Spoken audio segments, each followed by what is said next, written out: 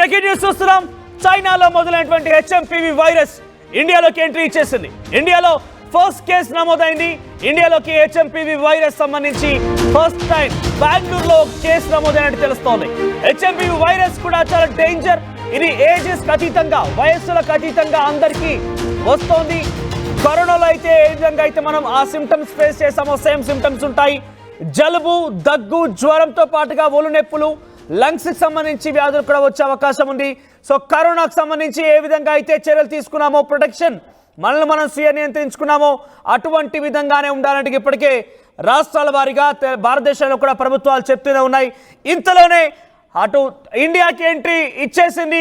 First time బెంగళూరులో HMPV case నమోదైంది.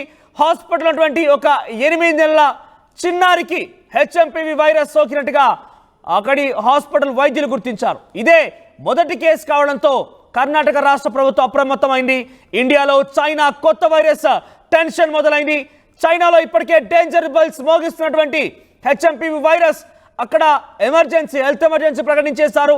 చాలా చోట్ల లాక్డౌన్ కూడా పెట్టేశారు. సో చైనా విజృంభిస్తున్నటువంటి వైరస్ ఇండియాలోకి ఎంట్రీ ఇచ్చేసింది. బెంగళూరులో 8 నెలల పాపకి ఈ వైరస్ సోకినట్టుగా తెలుస్తుంది. మరి అప్పుడే పుట్టినటువంటి ఆ 8 నెలల పాపకి ఈ వైరస్ ఎలా వచ్చింది, ఎవరి ద్వారా వ్యాప్తి చెందింది, ఆ కుటుంబంలో ఇంకెవరికైనా సోకిందా ఏంటి అనేది ఇంకా కూడా ఆ కుటుంబం మొత్తాన్ని కూడా టెస్ట్ చేసే అవకాశం కూడా ఉంది. అయితే ఇప్పట్లో ఒక ప్రైవేట్ హాస్పిటల్కి వచ్చినటువంటి ఈ పాపకు సంబంధించి టెస్టులు చేయగా హెచ్ఎంపీవీ వైరస్ పాజిటివ్గా నిర్ధారణ అయింది.